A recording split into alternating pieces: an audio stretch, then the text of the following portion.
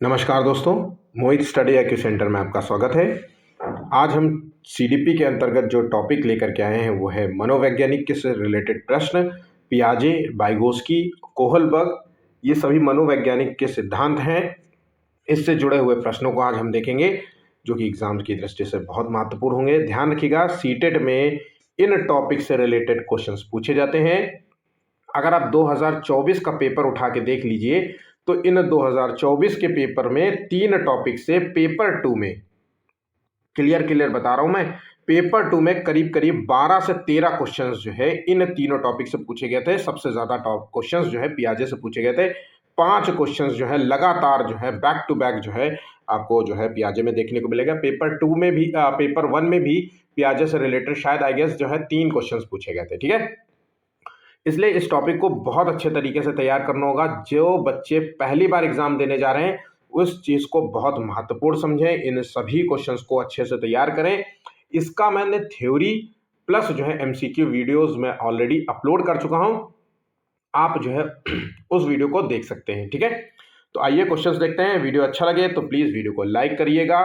50 likes का target है, इससे बेहतर क्वेश्चंस आपको कहीं नहीं मिलेंगे और कंप्लीट क्वेश्चंस हैं। मतलब अगर आपने ये पूरे को जो है वीडियो को देख लिया तो आपका ये तीनों जो है टॉपिक्स कवर हो जाएंगे। तो इसके जो है ज़्यादा से ज़्यादा दोस्तों तक भी शेयर कीजिएगा और चैनल को सब्सक्राइब नहीं किया तो प्लीज़ चैनल को भी सब्सक्राइब कर लीजिए और आज आप जो है कमेंट भी कर सकते हैं।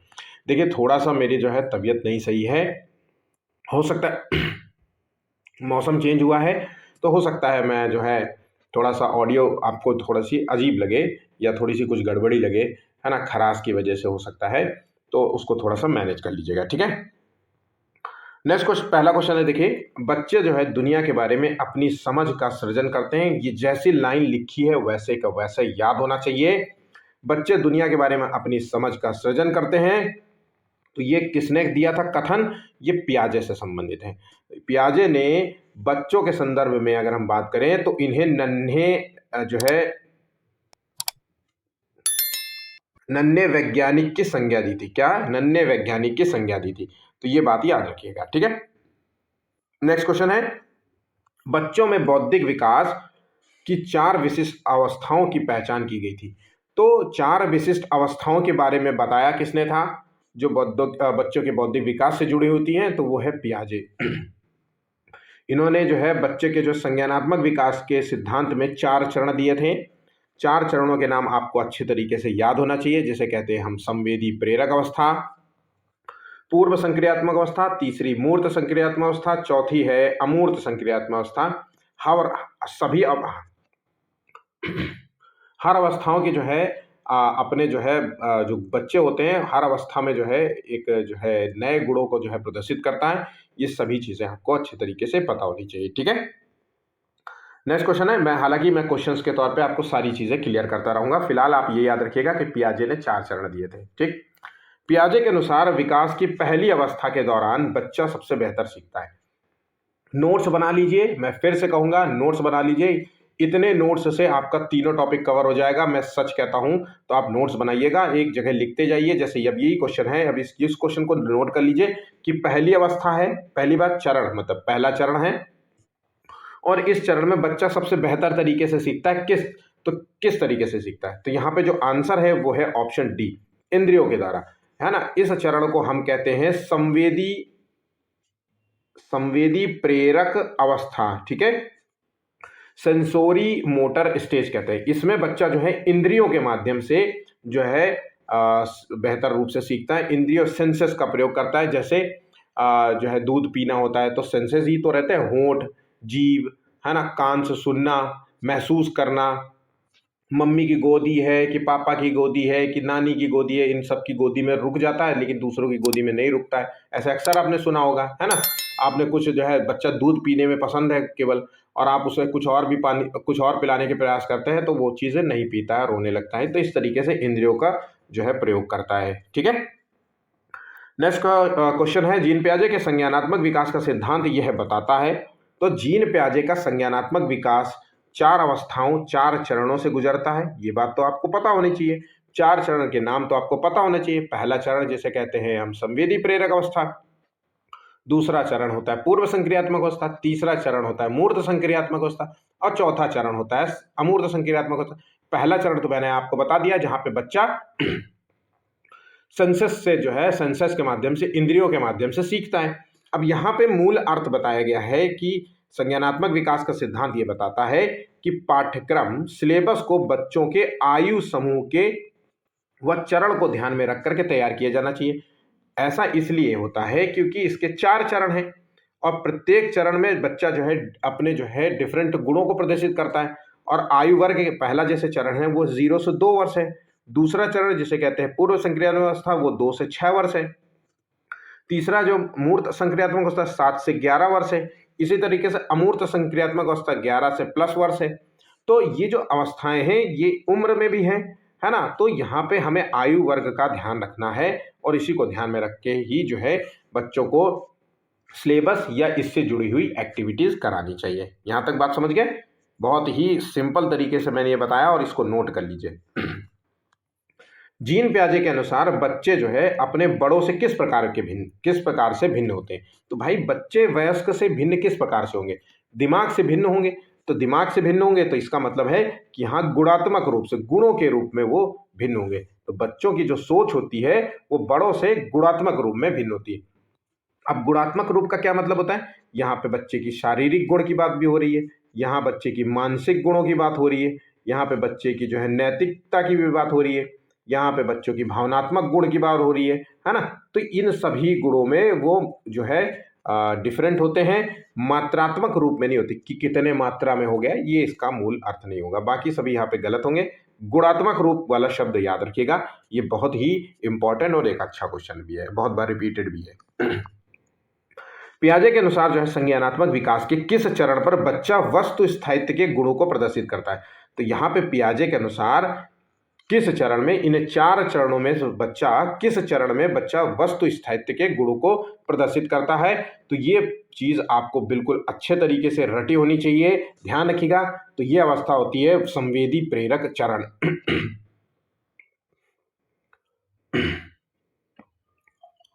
संवेदी प्रेरक चरण में क्या होता है कि वस्तु स्थायित्व के गुण का मतलब होता है वो वस्तु वहां पे मौजूद ना भी हो तो भी उसके अस्तित्व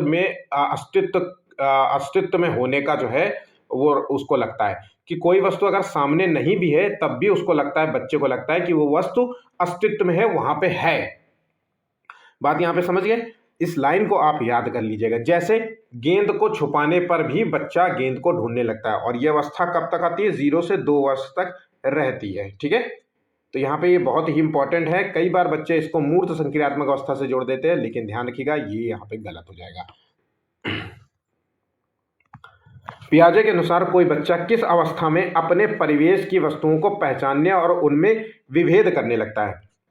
तो आसपास रखी हुई वस्तुओं को पहचानने लगता है और उनमें विभेद करने लगता है। तो ये जो जुड़ा हुआ आंसर है ये पूर्व संक्रियात्मक अवस्था से जुड़ा हुआ है। और ये पूर्व संक्रियात्मक अवस्था किस अवस्था का है? तो ये सेकेंड चरण है। कौन सा चरण है? दूसरा नंबर का चरण है। पहला चरण तो ये संवेदी प्रेरक अवस्था होगी। अब इसमें क्या होता है, बच्चा यहाँ वस्तुओं को पहचानने और उनमें विभेद करने लगता है। और भी कुछ जो है क्वालिटीज आपको देखने को मिलेंगे, जैसे इसमें बच्चा ईगोस्टिक होता है, ईगोसेंट्रिक होता है। तो ईगोसेंट्रिक उसका ईगो सेंटर में होता है, अपने आप के चीजों को ज्यादा महत्व देगा, है ना। मैं का भाव हर जगह होता है, नहीं मुझे चाहिए, मैं ये नहीं करूंगा, चलो वो ये चीज रहता है। ईगो सेंट्रिज्म का जो है ज्यादा जो है महत्व रहता है। यहाँ पे चीजों का जो है बच्चा प्रतीकात्मक सोच वाला होता है। ये सभी पॉइंट्स नोट कर लेना। प्रतीकात्मक सोच का जो है, अब सीधा सीधा पूछेगा कि किस स्टेज में, चरण में बच्चा जो है प्रतीकात्मक सोच को जो है दर्शाता है, तो यहाँ पे आंसर हो जाना चाहिए पूर्व संक्रियात्मक अवस्था। बात यहाँ पे समझ गए? चलिए, वो अवस्था जब जो है बच्चा तार्किक रूप से वस्तुओं और घटनाओं के विषय में तार्किक रूप से चिंतन प्रारंभ कर देता है। तो यहाँ पे बोल रहा है तार्किक रूप से, तो यहाँ पे आंसर हो गया मूर्त संक्रियात्मक अवस्था। और ये तीसरा चरण है, 3rd नंबर का चरण है। इस चरण में जहां से क्वेश्चन बहुत पूछे जाते हैं, इस चरण में बच्चा जो है ठोस वस्तुओं के बीच में तार्किक चिंतन करने लगता है। यहाँ पे बच्चा जो है दूसरों के दृष्टिकोण को महत्व देने लगता है। पूर्व संक्रियात्मक अवस्था में बच्चा जो है ईगोसेंट्रिज्म में होता है, दूसरों के दृष्टिकोण को महत्व नहीं देता, लेकिन मूर्त संक्रियात्मक अवस्था में बच्चा दूसरों के दृष्टिकोण को महत्व देने लगता है। ठीक है, यहाँ पे वर्गीकरण, संरक्षण इस जैसे अवधारणा को भी वो समझने लगता है। ये शब्द नोट कर लीजिएगा। निम्न में से कौन सा जो है कारक जीन पियाजे द्वारा प्रस्तावित संज्ञान में परिवर्तन करने का कारक में से नहीं है? तो जीन पियाजे से जुड़ा नहीं है एक तरीके से। तो वो उन्होंने कहा था गतिविधि आधारित लर्निंग की बात कही है भाई। जीन पियाजे ने बच्चे के जो है सीखने में गतिविधियों को महत्व माना है, जैविक परिपक्वता को भी महत्व माना है, मैच्योरिटी, जैसे जैसे बच्चा बड़ा होता जाएगा, जैसे जैसे एक चरण से दूसरे चरण में जाएगा, उसके जो है परिपक्वता मैच्योर होगा, वैसे उसकी जो है लर्निंग एबिलिटीज जो होती हैं वो बेहतर होती जाएंगी, मतलब और अच्छी होती जाएंगी, बढ़ जाएंगी। सांस्कृतिक उपकरण को जीन पियाजे ने बिल्कुल भी महत्व नहीं दिया। तो यहाँ पे जो आंसर है कारक के रूप में वो है ये सांस्कृतिक जो है उपकरण को किसने महत्व दिया है? तो वी वाई गोत्स्की ने महत्व दिया है। ठीक है, यहां पे याद रखिएगा। चलिए नेक्स्ट क्वेश्चन देखते हैं। निम्न कथनों में से निम्न कथन को हमें पढ़ना है। अभी कथन दिया गया है, जीन पियाजे ने माना है कि सीखने की प्रक्रिया पूरी तरह आनुवंशिकता पर निर्भर करती है। तो ये कथन जो है गलत है। जीन पियाजे ने बिल्कुल ऐसा नहीं माना है। विकास की प्रक्रिया में आनुवंशिकता और वातावरण दोनों को महत्वपूर्ण माना है। तो अब नेक्स्ट कारण दिया गया है, विकास जो है आनुवंशिकता और परस्पर जो है पर्यावरण के बीच जो है पारस्परिक क्रिया का परिणाम है। तो यहाँ पे ये कथन सही है। इस तरीके से हम देखेंगे कि ए जो है यहाँ पे गलत होगा और आर यहाँ पे ए गलत होगा और आर यहाँ पे सही है। एक सेकेंड, यहाँ पे ऑप्शंस थोड़े गलत हो गए हैं, है ना। देखिए, विकास जो है आनुवंशिकता और पर्यावरण के बीच पारस्परिक क्रिया का परिणाम है, ये बात तो बिल्कुल सही है, क्योंकि डेवलपमेंट जो होता है हेरिडिटी और इन्वायरमेंट की पारस्पर क्रिया से होता है। तो ये बात सही है, लेकिन कथन जो है वो गलत है। तो यहाँ पे ऑप्शंस देखिएंगे तो ए गलत है और यहाँ पे आर सही है, यहाँ पे उल्टा हो गया है। तो आप ऐसा कर लीजिए, इसको सी लगा लीजिए, ए जो है ये गलत है और आर जो है यहाँ पे ए गलत, आर यहाँ पे सही होगा। ठीक है, नेक्स्ट क्वेश्चन। जागृति को पता चल गया है कि उसका कुत्ता रस्टी जो एक गोल्डन रिट्रीवर है। गोल्डन रिट्रीवर का मतलब है कि यहाँ पे एक कुत्ते का जो है ब्रीड है ना।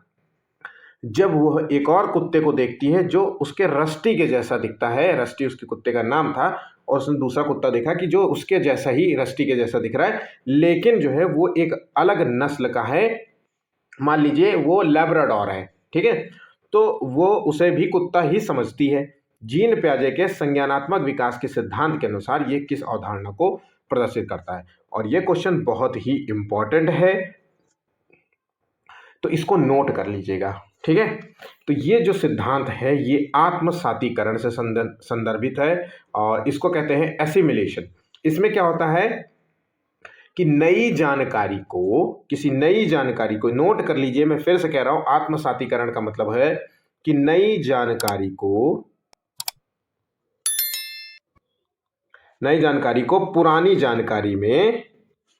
पुरानी जानकारी जिसे हम स्कीमा नाम देते हैं, ये सभी शब्दावलियां जो स्कीमा शब्द हैं ये पियाजे से जुड़ी हुई हैं, जानकारी में मिला देते हैं। ठीक है, यहाँ पे हम मिलाना होता है, ध्यान रखना, यहाँ पे मिलान शब्द लिख दीजिए तो याद रहेगा आपको। ठीक, यहाँ पे बात समझिए। अब यहाँ पे मिलाना क्या हो गया, उसने एक कुत्ते का जो ब्रीड था और दूसरे कुत्ते का था, तो उसने ये देख लिया कि अच्छा कुत्ते के रस्टी जैसा दिखने वाला एक दूसरा कुत्ता है, तो यहाँ पे एक नई जानकारी मिला दी ना पुरानी जानकारी में। यहाँ पे बात समझ गए। चलिए अगला क्वेश्चन है, कोई भी चीज अगर ना समझ में आए तो प्लीज मुझे कमेंट करिएगा, मैं आपको जो है पुनः जो है उस प्रश्न को या कमेंट में भी समझाने का प्रयास करूंगा। जहां पियाजे बच्चों को देखते हैं वहीं वाइगोस्की बच्चों को देखते हैं। तो पियाजे जो है बच्चों को किस रूप में देखते हैं और वाइगोस्की बच्चों को किस रूप में देखते हैं? तो यहाँ पे 12वें का जो आंसर है वो देखिए,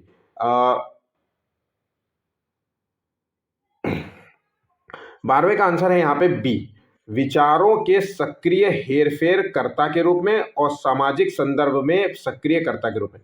देखिए, पियाजे ने बच्चों के संदर्भ में इनको जो है सक्रिय रूप से कार्य करने के लिए प्रोत्साहित किया है। वाइगोस्की ने बच्चों के संदर्भ में सामाजिक संदर्भ के रूप में कार्य करने के लिए प्रोत्साहित किया है। मतलब यहाँ पे जो सीखना है वो पियाजे मानते हैं कि बच्चा जब सक्रिय रूप से कार्य के साथ जुड़ता है तब सीखता है, और सामाजिक संदर्भ में वाइगोस्की ने माना है कि सामाजिक बच्चे का जो विकास होता है वो सामाजिक और सांस्कृतिक जो है परस्पर क्रिया का परिणाम होता है। तो ये क्वेश्चन आपके लिए महत्वपूर्ण होगा एग्जाम की दृष्टि से, ठीक है। पियाजे के अनुसार बच्चा जो है अमूर्त स्तर पर चिंतन, बौद्धिक क्रियाएं और समस्या समाधान किस अवस्था में करने लगता है। तो यहाँ पे देखिए बच्चा अमूर्त रूप से चिंतन कर रहा है, तो मतलब ये जो है चौथा चरण है। तो चौथा चरण का नाम क्या है? चौथा चरण का नाम है औपचारिक संक्रियात्मक अवस्था। ये उम्र होती है 11 से अधिक वर्ष। इस अवस्था में जो बच्चा होता है वो काल्पनिक सोच का हो जाता है, काल्पनिक सोच का हो जाता है। ऐसे प्रश्नों को सॉल्व करने लगता है जहां पर सबसे अधिक तर्क करने की जरूरत होती है, सोचने की जरूरत होती है। यहां पे हम कह सकते हैं हाइपोथेटिकल थेटिकल क्वेश्चंस को सॉल्व करने लगता है। यहां पे बच्चा जो है इस अवस्था में बच्चा जो है अपसारी अपसारी अपसारी जो है सोच का हो जाता है, जहां अपसारी सोच का मतलब होता है कि किसी प्रश्न का बच्चा जो है कई उत्तर जो है देने में सक्षम हो जाता है।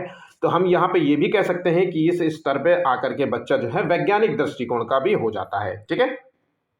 नेक्स्ट क्वेश्चन है, जीन पियाजे और लेव वाइगोस्की जैसे संरचनावादी अधिगम को किस रूप में देखते हैं। तो जो लेव वाइगोस्की हैं या पियाजे हैं, ये से जो है इन्होंने जो अधिगम को किस रूप में देखा, तो इन्होंने अधिगम को कौशल अर्जन के रूप में नहीं, प्रक्रियाओं का अनुबंधन के रूप में नहीं, निष्क्रिय आवृत्तीय प्रक्रिया के रूप में नहीं। आंसर हो गया ऑप्शन डी, सक्रिय विनियोजन से अर्थ निर्माण की प्रक्रिया के रूप में इन्होंने देखा। आंसर है ऑप्शन डी। नेक्स्ट क्वेश्चन है, पियाजे के सैद्धांतिक दृष्टिकोण में नई सूचनाओं को अपने मौजूदा ज्ञान में शामिल करने को क्या कहा जाता है। मोस्ट इंपॉर्टेंट क्वेश्चन है, इसलिए ध्यान रखिएगा, इसको नोट कर लीजिए। यहां पे बोल रहा है, पियाजे की बात पहली बात कर रहा है और बोल रहा है कि नई सूचना को मौजूदा ज्ञान, जिसको हम स्कीमा नाम देते हैं, क्या नाम देते हैं, स्कीमा, तो मौजूदा ज्ञान में शामिल करने को कहा जा रहा है।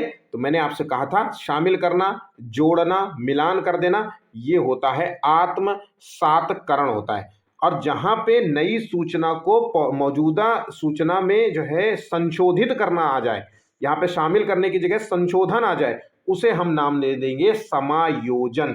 यहाँ पे ध्यान रखिएगा, दो बातें हैं, समायोजन आ जाए या फिर यहाँ पे एक और शब्द दिया जाता है अनुकूलन। इंग्लिश में बोले तो हम कहते हैं इसे एकोमोडेशन। यहाँ पे संशोधन शब्द आ जाएगा शामिल की जगह। ये दोनों बातें आप याद रखिएगा, मैं फिर से कहूंगा, इस चीज को आप नोट कर लीजिएगा क्योंकि ये क्वेश्चन बहुत बहुत महत्वपूर्ण है। अच्छा, एक चीज और बताइएगा, आप में से कितने लोग जो है ये सब वीडियोस से जो है नोट्स बनाते हैं, कितने लोग नोट्स बनाते हैं, आप जरूर हमें कमेंट कीजिएगा, ठीक है।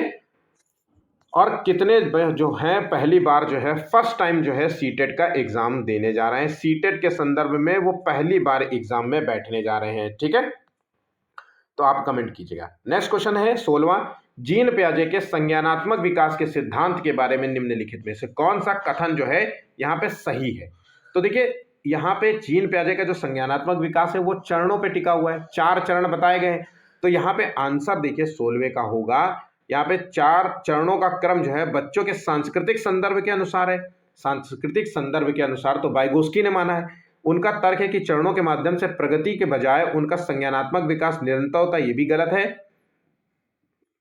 संज्ञानात्मक विकास में 5 अलग अलग तरीके के चरणों को बताया गया है, मैंने कहा था कि 4 चरण हैं। आंसर हो गया चरण अपरिवर्तनीय है, जिसका अर्थ है कि कोई भी चरण छोड़ा नहीं जा सकता।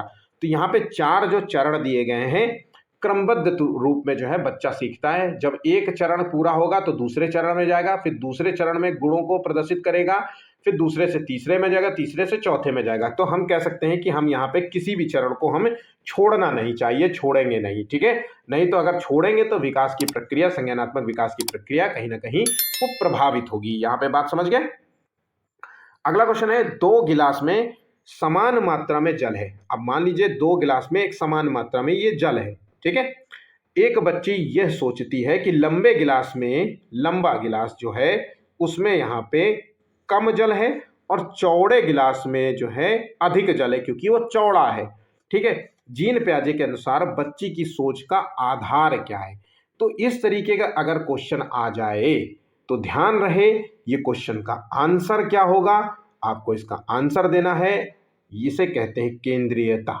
ये बच्ची का जो सोच है वो केंद्रीयता आधार है। ठीक है, यहां पे बच्चा केवल जो है गिलास की एक चीज पर ध्यान दे रहा है, या तो वो लंबाई या चौड़ाई या ऊंचाई, तो उसी पे केंद्रीय रख रहा है, मतलब सिर्फ केवल एक चीज पर ध्यान केंद्रित है उसका। आंसर हो गया ऑप्शन सी। यहां पे बात यहां पे समझ गए होंगे आई गेस। तो आ जाते हैं अगले क्वेश्चन की ओर। एक टीचर ने देखा कि उसकी कक्षा का 11 वर्ष का एक छात्र विभिन्न प्रकार के चतुर्भुज का भिन्न वर्गों में वर्गीकृत कर सकता है, परंतु उसे जो है उत्पत्ति एक चतुर्भुज के अंतः कोणों का योग 360 होता है को समझने में कठिनाई हो रही। जीन पियाजे के संज्ञानात्मक परिकल्पना के अनुसार छात्र किस चरण में। यहाँ पे देखिए बहुत ही आसान सा क्वेश्चन है। यहाँ पे मुझे लगता है कुछ भी नहीं है। यहाँ पे बच्चे को जो है सिर्फ केवल यहाँ पे बच्चे के अंदर अमूर्त जो है सोच की कमी है। तो अब जब अमूर्त सोच की कमी है तो यहाँ पे इसलिए हम कह सकते हैं कि यहाँ बच्चा मूर्त संक्रियात्मक अवस्था में होगा। यहाँ पे चीजें जो है बच्चा हाइपोथेटिकल क्वेश्चंस को सॉल्व नहीं कर पाता है, काल्पनिक सोच का भी नहीं हुआ है, ज्यादा तर्क नहीं कर पाता है। यहाँ पे सीधा सीधा वो ठोस वस्तुओं के बीच में तार्किक चिंतन कर सकता है। तो ये बात आपको ध्यान रखनी है। ठीक। जीन पियाजे के अनुसार एक बच्चा पहली बार ऊंट को देखकर कहता है ये तो घोड़ा है, ये उसके जो है किस चीज को दर्शाता है। तो यहाँ पे ऊंट और घोड़ा, उसने देखा कि ऊंट को उसने पहली बार देखा घोड़ा है। अब इसका मतलब है कि पुरानी इंफॉर्मेशन यही है उसके पास कि जितने भी चार जो है पैर वाले जानवर होंगे वो सभी घोड़े होते होंगे। अब उसने एक दिन ऊंट देखा तो उसने ये समझा कि जो है घोड़ा और ऊंट अलग अलग चीजें होती है। यहाँ पे तो यहाँ पे पुरानी इंफॉर्मेशन नई जो है जानकारी को पुरानी जानकारी में उसने जोड़ दिया है, आत्मसात कर दिया है। यहाँ पे बात समझ गए। ऐसे ही क्वेश्चन आपसे एग्जाम में पूछेगा। अब एक बच्चा पहले ये सोचता है कि सभी उड़ने वाले पक्षी जो होते हैं, परंतु बाद में सभी उड़ने वाले जो जीव होते हैं उन्हें हम पक्षी कहते हैं, परंतु बाद में चमगादड़ को यह देख के समझा कि सभी उड़ने वाले पक्षी जो है उड़ने वाले पक्षी नहीं होते। ठीक है, तो यहाँ पे आंसर देखिए क्या होता है। तो नई जानकारी को पुरानी जानकारी से संशोधित कर देना होता है। तो यहाँ पे इसको जो आंसर देंगे 20वें का, तो वो क्या होगा, तो ये है अनुकूलन। अनुकूलन या फिर कह दीजिए समायोजन। ठीक है, यहां पे हम संशोधन शब्द का ध्यान रखना। ठीक, चलिए अब आ जाते हैं अगले क्वेश्चन की ओर। तो पियाजे से संबंध में मैंने 20 क्वेश्चन दिए हैं और वो 20 क्वेश्चन अगर आपने अच्छे तरीके से रट लिया तो यकीन मानिए आपका क्वेश्चन गलत नहीं होगा। ठीक है, अब आ जाते हैं 21वां क्वेश्चन है। निम्न में से वाइगोस्की ने बच्चों के विकास में किस सिद्धांत को सबसे महत्वपूर्ण माना। तो बच्चों के संदर्भ में वाइगोस्की ने बच्चों के संज्ञानात्मक विकास में सामाजिक सांस्कृतिक सिद्धांत को महत्वपूर्ण माना है। इन्होंने माना है कि बच्चा जो है, बच्चे का जो संज्ञानात्मक विकास होता है, बच्चे का जो बौद्धिक विकास होता है, वो समाज और संस्कृति के परस्पर अंतःक्रिया का परिणाम होता है। यह बात याद रखिएगा। नेक्स्ट क्वेश्चन है, वाइगोस्की ने बाल विकास के बारे में कहा है कि, सिर्फ केवल सामाजिक सांस्कृतिक अगर चीजें याद रखेंगे, यहाँ पे अनुवांशिकी जुड़ गया, यहाँ पे सामाजिक अंतःक्रिया का परिणाम है। आंसर हो गया ऑप्शन बी। सबसे सरल है लेकिन 100% आपको 2 से 3 क्वेश्चन आपको देखने को मिलेंगे और पेपर 2 में तो यहाँ हो सकता है कि 3-4 क्वेश्चन आपको देखने को मिलेंगे। आप प्रीवियस ईयर का सिर्फ केवल 2024 और 2023 वाला पेपर उठा के देख लीजिए, आपको क्लियर हो जाएगा कि पियाजे, कोहलबर्ग, वाइगोस्की इन सबसे क्वेश्चन कितने पूछे जाते हैं। ठीक है, वाइगोस्की जो है बच्चों को सीखने में निम्नलिखित में से किस कारक की महत्वपूर्ण भूमिका निभाते हैं। तो यहाँ पे सामाजिक जो है कारक महत्वपूर्ण है, नैतिक और शारीरिक से कोई संबंध नहीं है। यहाँ पे आंसर हो गया ऑप्शन ए। बस यही घूम फिर के आंसर आपको देना होगा। वाइगोस्की के सिद्धांत का निहितार्थ क्या है, तो ये भी वही चीज है यहाँ पे। तो ये निहितार्थ क्या है, देखिए आंसर देख लेते हैं। तो 24 का आंसर है यहाँ पे बच्चों की सहायता ना करना, ये तो तुरंत गलत हो जाएगा। जो है बच्चों की संगति में श्रेष्ठतम रूप से सीख पाते हैं जिनकी बुद्धि IQ जो है ज़्यादा होती है, जिनकी बुद्धि कम होगी वो कम सीखेंगे। यहाँ पे आंसर हो गया ऑप्शन सी, सहयोगात्मक समस्या समाधान। ये किससे जुड़ा हुआ है? ये सहयोगात्मक समस्या समाधान जो है ये सामाजिक जो है अधिगम से जुड़ा हुआ है। ठीक है, जिसका सामाजिक अधिगम अच्छा होगा, जो समाज में उठना बैठना अच्छा होगा, है ना, जिसके माता पिता ने उसको संस्कार दिए होंगे, वो उसके अंदर सहयोग की भावना होगी। सहयोग के माध्यम से ये अपने जो है समस्याओं का समाधान ढूंढने का भी प्रयास करेगा और उनकी समस्याओं को जो है समस्याओं को निवारण भी करेगा। ये चीज यहाँ पे मूल अर्थ निकलता है। वाइगोत्स्की के सिद्धांत में विकास के निम्नलिखित में से किस पहलू की उपेक्षा होती है? तो यहाँ पे देखिए सामाजिक, सांस्कृतिक और भाषण, इन तीन चीजों को महत्वपूर्ण माना है। इन तीनों चीजों को नोट कर लीजिए। जैविक कारण यहाँ पे महत्वपूर्ण नहीं होगा। इन तीनों को नोट कर लेना, एग्जाम में महत्वपूर्ण है। सामाजिक सांस्कृतिक के कारण जो है बच्चे का संज्ञानात्मक विकास होता है और यहाँ पे भाषा को भी इन्होंने महत्वपूर्ण माना है। ये बात आप नोट कर लीजिए, इन्होंने भाषा को भी महत्वपूर्ण माना है। यहाँ पे एक बात और याद रखना, वाइगोत्स्की ने भाषा और विचार, ये दो बातें, ठीक है, भाषा और विचार ये आपस में जुड़े होते हैं। ठीक है, इस तरीके से आप नोट कर सकते हैं। बच्चा जो है दूसरों से बात बात बातचीत करके शब्दों को जो है सुन करके शब्दों को सुन करके सोचना सीखता है। ये बात आप नोट कर लीजिएगा। ठीक है, वाइगोत्स्की के जो है सामाजिक सांस्कृतिक सिद्धांत के अनुसार क्या होगा? तो यहाँ पे 26 का आंसर देखते हैं। ये स्वनिर्देशित वाक सहयोग का निम्नतम स्तर है? नहीं, सांस्कृतिक और भाषा विकास में सबसे महत्वपूर्ण भूमिका निभाते हैं। तो सामाजिक सांस्कृतिक सिद्धांत जो है बच्चे के सांस्कृतिक और भाषा विकास में महत्वपूर्ण भूमिका निभाते हैं। ये मैंने आपको पहले ही बता चुका हूं। तो आंसर हो गया ऑप्शन बी, बाकी सभी ऑप्शंस यहाँ पे गलत होंगे। वाइगोत्स्की के अनुसार समीपस्थ विकास क्षेत्र जिसे कहते हैं ZPD, जोन प्रॉक्सिमल डेवलपमेंट, इसका क्या मूल अर्थ है? ये नोट कर लीजिए। ZPD का मतलब होता है यहाँ पे कि ZPD का मतलब होता है बच्चे की जो क्षमता है, ठीक है, माइनस वास्तविक जो है नॉलेज, वास्तविक अभी जो नॉलेज है ना, वास्तविक नॉलेज आज अभी जो वो जो जानता है उसके बीच का जो अंतर होता है, इसी को हम ZPD कहते हैं। अब यहाँ पे देखते हैं क्या है। 27 का आंसर है यहाँ पे बच्चे द्वारा स्वतंत्र रूप से किए जा सकने वाले तथा सहायता के साथ किए जाने वाले कार्य के बीच में अंतर होता है। ऑप्शन जो है ZPD। ठीक है, ऑप्शन यहाँ पे सी सही जवाब होगा। नोट कर लेना, बिल्कुल भी इसे मिस मत करना। ठीक है, पहली बार जो देने जा रहे हो एग्जाम, तो मैं बार बार आप लोगों को कह रहा हूं, कोट कर रहा हूं कि पढ़ाई में कोई कमी मत छोड़ना और किसी तरीके की कोई घबराना नहीं कि आपको अरे पता नहीं कैसे क्वेश्चन आएंगे। अरे भाई पढ़ना तो शुरू करो, भी 3 महीना है। अब अगर अभी भी आपने टाइम वेस्ट किया है ना, तो आपका ज़रूर पेपर क्वालिफाई नहीं होगा, क्योंकि याद रखना पेपर में फेल होने वालों की संख्या सबसे ज़्यादा है। 80% बच्चे सीटेट के एग्जाम में फेल हो जाते हैं। ठीक है, उसका सिर्फ मूल कारण होता है वो अपनी पूरी कंप्लीट तैयारी करते ही नहीं है। वो इतना सिंपल मान लेते हैं कि अरे यार बहुत सिंपल है क्वेश्चन, देखो मैं झाए झाए झाए मार रहा हूँ, है ना। जब वहाँ पे पेपर सॉल्व करते हैं तब उसकी जो है जो सोच होती है ना वहाँ पे, वो थोड़ी अलग हो जाती है ना। वहाँ पे बहुत सारी चीज़ें काम करती हैं, घर पे बैठ करके पेपर सॉल्व करने में बहुत अंतर होता है। चलिए आगे बढ़ते हैं। 28वां क्वेश्चन देख लेते हैं। वाइगोत्स्की और पियाजे के परिप्रेक्ष्यों में से एक प्रमुख भिन्नता है। तो वाइगोत्स्की और पियाजे ने यहाँ पे भाषा और चिंतन के बारे में अपने दृष्टिकोण दिए हैं। इनके दोनों के दृष्टिकोण अलग हैं। जैसे पियाजे ने अगर हम बात करें, इसको नोट कर लेना, कई बार ये क्वेश्चन जब मैं कराता हूँ तो कई बार बच्चे मुझे कमेंट करते हैं, उनका कन्फ्यूज़न बना ही रहता है। इतने पॉइंट्स अपन नोट कर लिए तो आपका गलत नहीं होगा। ठीक है, तो यहाँ पे ध्यान रखिएगा, पियाजे के संदर्भ में अगर हम बात करें तो भाषा जो है किसी व्यक्ति के विचार का परिणाम होती है, किसी व्यक्ति के सोच का परिणाम होती है। ठीक है, जो विचार होता है वो भाषा से पहले डेवलप होती है।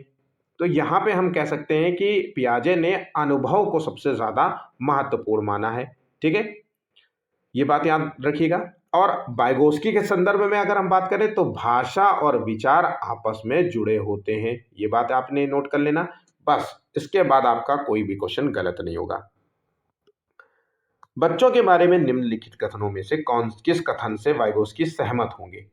तो यही बात कि भाई बच्चे जो है सामाजिक और सांस्कृतिक रूप से सीखते हैं, यही हमें ढूंढना है। तो बच्चे समवयस्क और वयस्कों के साथ सामाजिक अंतःक्रियाओं के माध्यम से सीखते हैं। आंसर हो गया।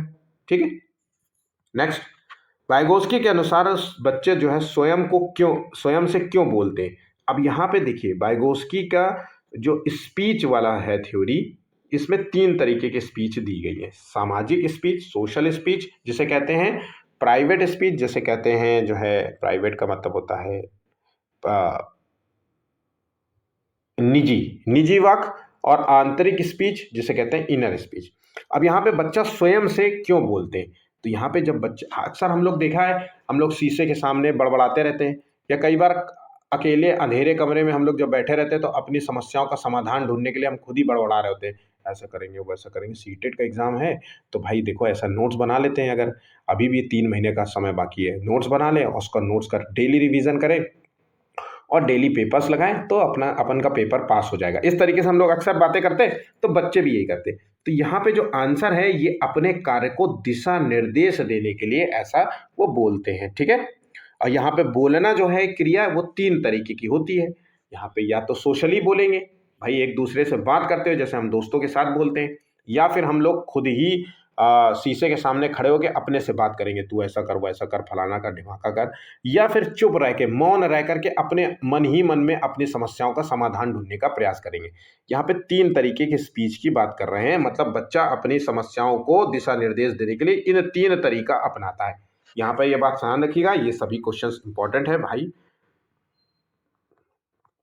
निम्न कथनों में से कौन सा जो है वाइगोस्की के द्वारा प्रस्तावित विकास तथा अधिगम के बीच संबंध का सर्वश्रेष्ठ रूप सार प्रदर्शित करता है। तो वही चीज देखिए, वाइगोस्की के द्वारा की बात हो रही है, तो यहाँ पे आंसर हमें वही ढूंढना है। विकास प्रक्रिया अधिगम प्रक्रिया से पीछे रह जाती है। यहाँ पे विकास अधिगम से स्वाधीन है, अधिगम और विकास जो है समानांतर जो है प्रक्रियाएं हैं, या फिर समानार्थक है। आंसर हो गया ऑप्शन यहाँ पे सी। ठीक है, क्योंकि यहाँ पे देखिए, विकास जो है अधिगम प्रक्रिया से पीछे, अधिगम प्रक्रिया से मतलब विकास यहाँ पे होगा, तो अधिगम ही है, लर्निंग ही है जो डेवलपमेंट से पहले आता है, और अधिगम लर्निंग ही विकास को आगे बढ़ाता है। ये बात आप नोट कर लीजिएगा, ये लाइन किसी भी रूप में भूलिएगा नहीं। वाइगोस्की के अनुसार बच्चे किस रूप में सीखते हैं, तो यहाँ पे वयस्क और समवयस्क की साथ सीखते हैं, ये बात तो आपको पता चल गई होगी। नेक्स्ट क्वेश्चन यहाँ पे दिया गया है, वाइगोस्की के संस्तुति के अनुसार बच्चों की व्यक्तिगत, यहाँ पे व्यक्तिगत बात का मतलब होता है प्राइवेट स्पीच। ठीक है, 3 तरीके स्पीच मैंने आपको डिफाइन किया था। प्राइवेट स्पीच में क्या होता है, तो यहाँ पे बच्चा जो है अपनी समस्याओं को जो है, अपनी जो है प्रॉब्लम का सॉल्यूशन ढूंढने का प्रयास करता है। तो 33वें का यहाँ स्पष्ट करती है कि बच्चे अपने ही कार्यों को निर्देशित करने के लिए इस भाषा का प्रयोग करते हैं। ठीक है, नेक्स्ट क्वेश्चन है, वाइगोस्की के अनुसार सीखने को अलग नहीं किया जा सकता। तो किस संदर्भ में अलग नहीं किया जा सकता, उनके सामाजिक संदर्भ में हम अलग नहीं करते, क्योंकि इन्होंने सीखने के संदर्भ में समाज और संस्कृति को महत्वपूर्ण रोल माना है। तो आंसर हो गया यहाँ पे बी। पियाजे तथा वाइगोस्की के अनुसार एक रचनात्मक कक्षा कक्ष में अधिगम किस रूप में होता है, तो एक रचनात्मक कक्षा कक्ष जो होता है, यहाँ पे बच्चा जो है शिक्षार्थियों द्वारा सृजित जो है, स्वयं सृजित किया जाता है, जो एक सक्रिय भूमिका निभाते हैं यहाँ पे। तो आंसर हो गया ऑप्शन बी। ठीक है, मतलब बच्चे के द्वारा स्वयं जो है ज्ञान को अर्जित किया जाता है। अब वो ज्ञान कैसे हो, या तो सामाजिक रूप से अर्जित करेगा, या फिर मैच्योरिटी के साथ, जैसे जैसे वो सीखता जाएगा वैसे वैसे उसका ज्ञान जो है मजबूत हो जाएगा। ये बात याद रखें, यहाँ पे टीचर के द्वारा लिखवाना नहीं काम करेगा। उद्दीपन और अनुक्रिया से जोड़ने से कोई मतलब नहीं, शिक्षक द्वारा पुनर्वलन किया जाता है, यहाँ पे इसका भी कोई संबंध नहीं है। आंसर हो गया ऑप्शन बी। निकटवर्ती विकास का क्षेत्र संदर्भित करता है, तो निकटवर्ती विकास का क्षेत्र किस रूप में संदर्भित करता है, यहाँ पे जो है ये संदर्भ है कि जिसमें बच्चे सहयोग के सही स्तर के साथ कोई कार्य लगभग स्वयं कर सकते हैं। तो देखिए, निकटवर्ती विकास का संबंध है या तो ZPD, जहाँ पे बताया जाता है कि बच्चे की जो क्षमता है उसमें अगर हम वास्तविक नॉलेज के बीच को घटा दें तो हम ये आ जाता है। या फिर हम कह सकते हैं कि बच्चे को मान लीजिए कोई चीज़ आती है ए बी सी डी और उसके बाद बच्चा भूल जा रहा है, हमने उसकी हेल्प कर दी, तो यहाँ पे उस सहयोग के सही स्तर के साथ हम जो है बच्चे को लगभग स्वयं का, तो यहाँ पे इसी का मूल अर्थ है। ठीक है, तो यहाँ पे इस ऐसी चीज़ों को हम स्कैफोल्डिंग नाम देते हैं। ठीक है, जहाँ पे टीचर जो है बच्चे के एक अस्थाई हेल्प करता है, जहाँ अस्थाई हेल्प जो है बच्चे को सीखने में मदद करता है, और एक दो बार अस्थाई हेल्प मिलने के बाद जो है बच्चा क्या करता है, उस जो जो भी आपने उसको सिखाया है ना, वो बच्चा सीख जाता है। ठीक, वाइगोस्की के अनुसार कार्य करने की वह सीमा जो बालक अकेले के लिए बहुत कठिन है, परंतु प्रौढ़ और अधिक कुशल साथी की सहायता से करना संभव है। तो यहाँ पे देखिए अकेले उसके लिए कठिन है, लेकिन जब उसके जैसा कोई अधिक कुशल साथी, मतलब जैसे टीचर है ना, या फिर जो है पेरेंट्स हो गए, है ना, कोई भी जो है उसकी मदद करता है, तो जो है उसके लिए वो कार्य संभव हो जाता है। तो इसे कहते हैं हम स्कैफोल्डिंग। ठीक है, यहाँ पे बात समझ गए। लेव वाइगोस्की के अनुसार अधिगम क्या है, तो ये एक सामाजिक गतिविधि है। आंसर हो गया ऑप्शन ए। फटाक फटाक से करते हैं। ठीक है, एक जो है शिक्षक गणित की समस्या हल करने में बच्चों को संकेत देता है, मार्गदर्शन देता है, ताकि बच्चा खुद प्रयास कर सके, तो इसे आप क्या नाम देंगे। तो यहाँ पे टीचर क्या कर रहा है, बच्चे को एक अस्थाई टेम्परेरी हेल्प कर रहा है, संकेत के माध्यम से पढ़ाने का प्रयास कर रहा है, सिखाने का प्रयास कर रहा है, और धीरे धीरे जो है संकेत देना बंद कर देगा। जैसे एक पेरेंट्स जो है जब बच्चे को साइकिल चलाना सिखाते हैं तो उसको पकड़े रहते हैं, धीरे धीरे छोड़ते रहते हैं, तो बच्चे को लगता है कि वो सारा कार्य कर रहा है, और फिर उसको सपोर्ट देते हैं, फिर छोड़ देते हैं, तो इससे इससे क्या होता है, बच्चा जो है धीरे धीरे साइकिल सीख जाता है और फिर वो अस्थायी रूप से सीख जाता है। तो ये भी संबंध यहाँ पे पाड़ से स्कैफोल्डिंग से है। यहाँ पे बात समझ गए। लेव वाइगोस्की के अनुसार आधारभूत मानसिक क्षमताओं को मुख्य रूप से किसके द्वारा उच्चतम जो है संज्ञानात्मक प्रक्रिया में बदला जाता है। तो यहाँ पे हम जो है किस रूप में बदलेंगे, आंसर हो गया 40 का। देखिए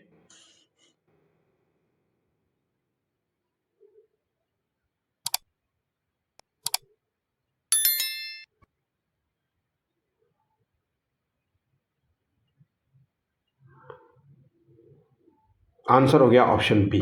ठीक है, सामाजिक पारस्परिक जो है क्रिया, यहाँ पे सामाजिक और सांस्कृतिक जो है शब्द याद रखना बस। आज मैं बहुत ज्यादा बिजी था।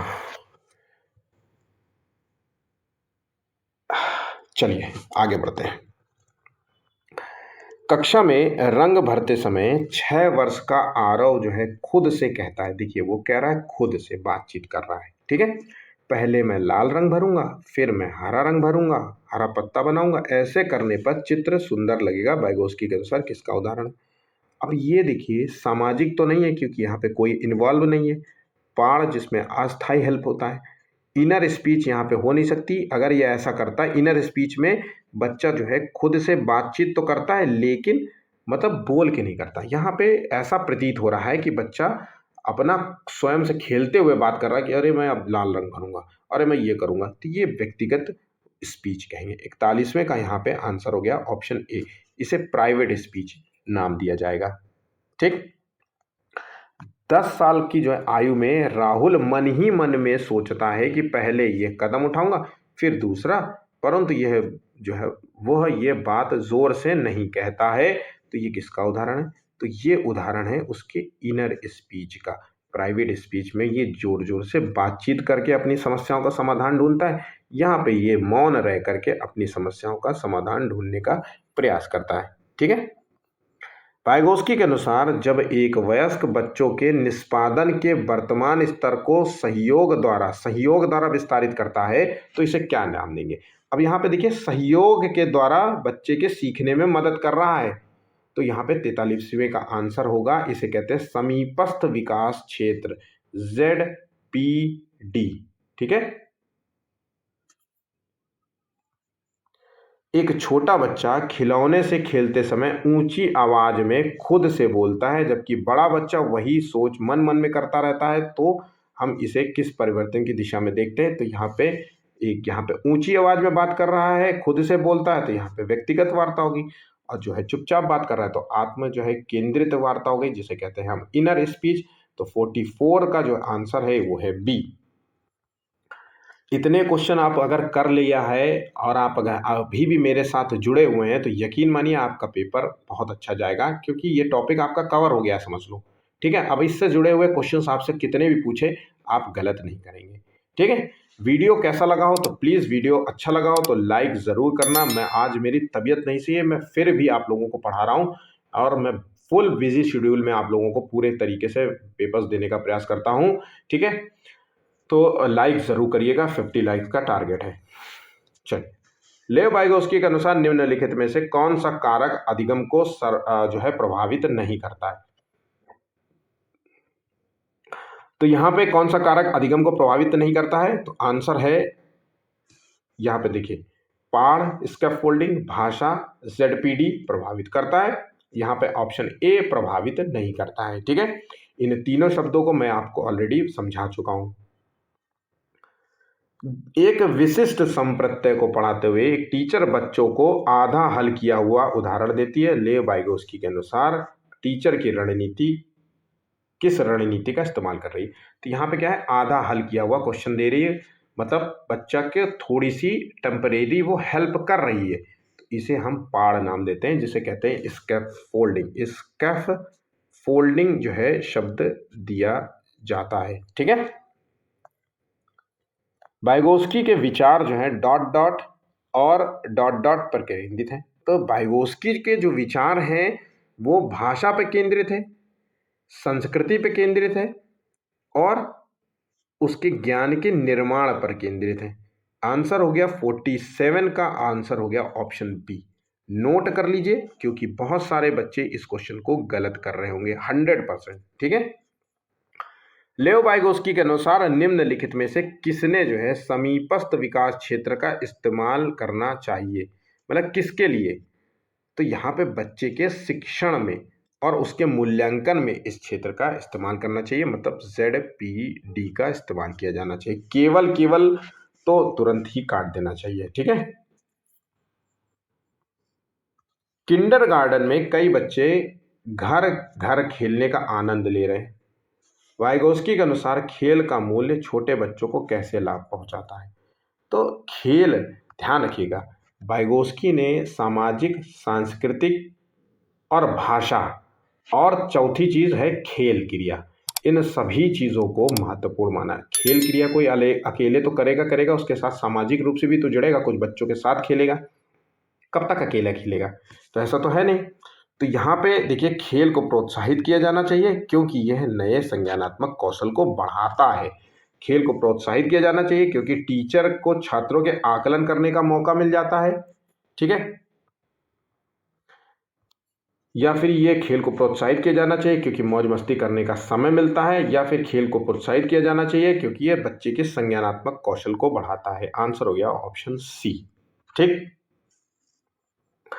यहां तक तो आपका पूरा कंप्लीट जो टॉपिक था वो है कोहलबर्ग से रिलेटेड। अब आ जाते हैं वाइगोस्की से संबंधित प्रश्नों को देख लेते हैं। ठीक है, अब वाइगोस्की सॉरी कोहलबर्ग से रिलेटेड क्वेश्चंस को देख लेते हैं। अभी तक हमने पियाजे और वाइगोस्की से संबंधित क्वेश्चंस देखे थे, अब देखेंगे कोहलबर्ग।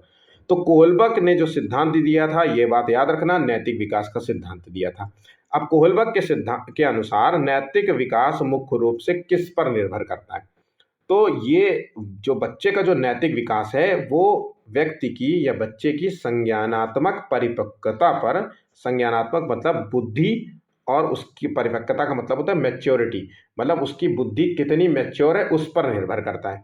वो किस स्टेज में है, किस उम्र में है, और उसकी डिसीजन लेने की क्षमता क्या है। जैसे छोटी उम्र का बच्चा होगा, 2 साल का बच्चा होगा, तो वो 2 साल का बच्चा आप लोगों की नैतिकता की बात मानेगा आपसे, तो सिर्फ केवल इसलिए वो कहना आपका मान लेता है क्योंकि उसे पता है कि अगर नहीं मानूंगा तो डर, मारपीट होगा, दंड होगा, है ना, और दंड अगर मान जाऊंगा तो पुरस्कार मिलेगा। तो यहाँ पे दंड और पुरस्कार पर आधारित होता है।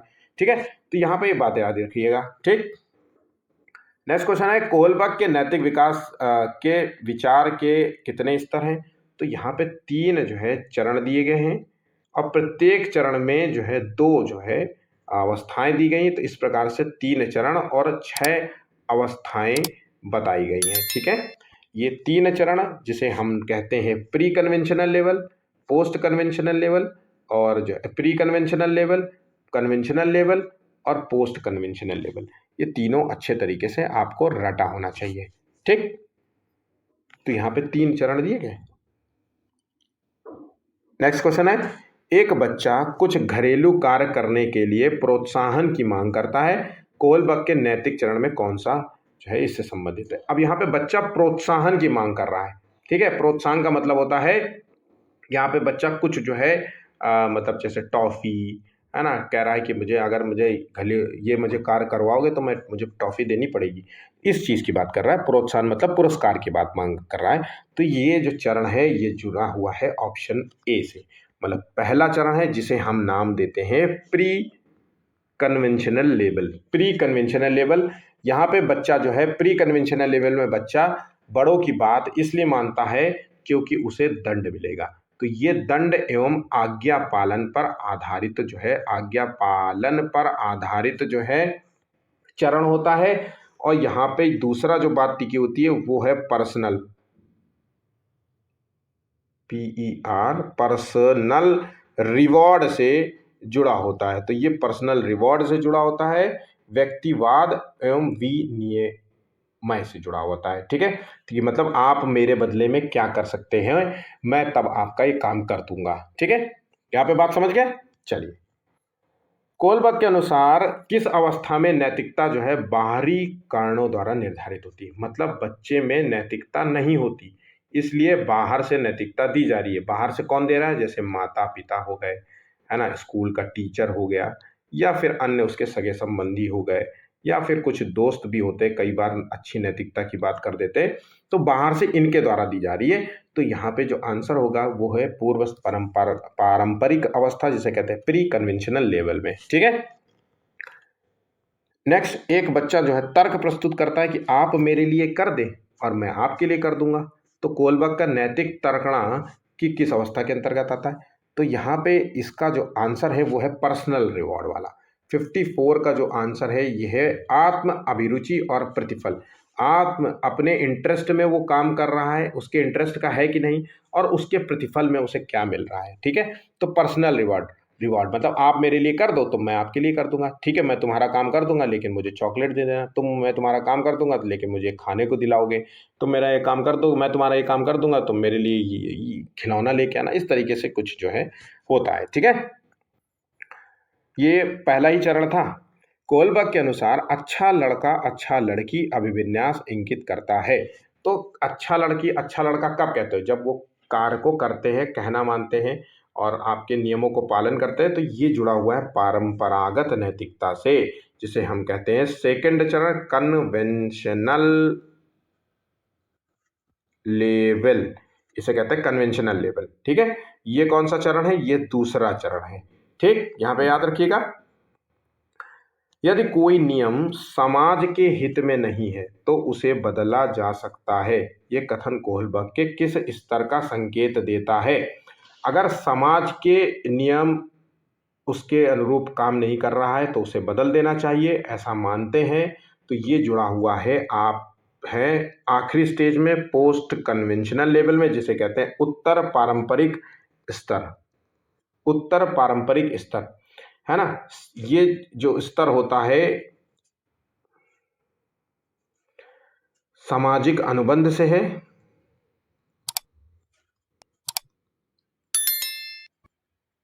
और सार्वभौमिक नैतिकता से संबंधित है। सार्वभौमिक,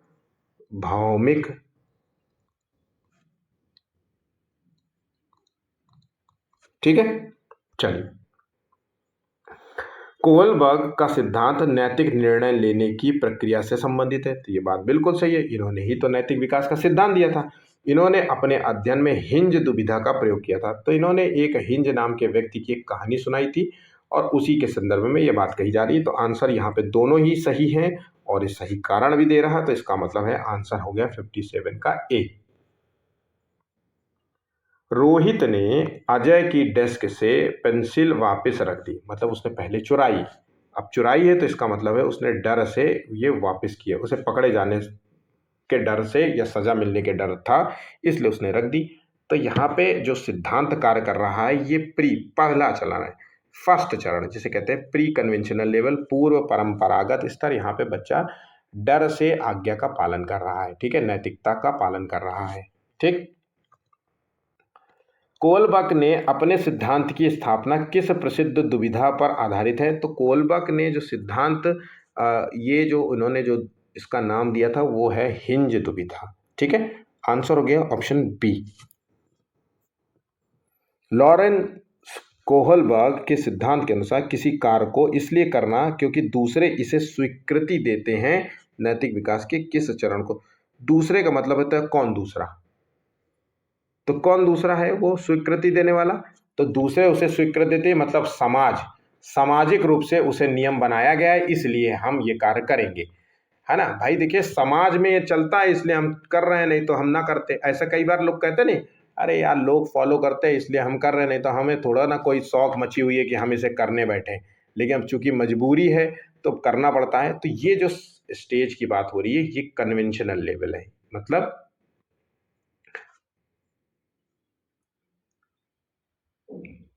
प्रथागत, है ना, सेकंड सेकंड चरण। नेक्स्ट क्वेश्चन है, कोलबर्ग ने किस मनोवैज्ञानिक के सिद्धांत को आगे बढ़ाया था? देखिए पहले जो सिद्धांत था वो पियाजे ने नैतिक विकास के संबंध में कुछ बात कही थी, है ना। अब क्या है, इन्होंने पियाजे के विचारों का प्रयोग करके नैतिक विकास का सिद्धांत ही प्रस्तुत किया था। तो आंसर हो गया यहाँ पे पियाजे। याद रखना कोलबर्ग का जो सिद्धांत है वो पियाजे के सिद्धांत से जुड़ा है। ये कोई भी आपको क्वेश्चन नहीं कराएगा, लेकिन ध्यान रखिएगा एग्जाम में क्वेश्चन, ये नया आधारित क्वेश्चन है, आपसे ये पूछ सकता है। लॉरेंस कोलबर्ग ने बच्चों के नैतिक विकास का अध्ययन करने के लिए किस विधि का प्रयोग किया था? तो देखिए लॉरेंस कोलबर्ग का मानना था कि अगर बच्चों में नैतिक विकास का अध्ययन करना चाहते हैं तो यहाँ पे बच्चों के सामने ऐसी नैतिक दुविधाएं रखिए, फिर उसके साथ जो है समालोचन कीजिए। ऑप्शन यहाँ पे डी होगा। कोलबर्ग के अनुसार यहाँ पे कथन दिया गया है, कोलबर्ग के अनुसार नैतिक विकास का आधार जो है व्यक्ति का संज्ञानात्मक विकास है। तो यहाँ पे 63 का जो बोल रहा है कि भाई व्यक्ति का जो संज्ञानात्मक विकास है, जैसे जैसे बड़ा होगा बच्चा उसका नैतिकता का समझ बेहतर होगी, ये बात बिल्कुल सही है।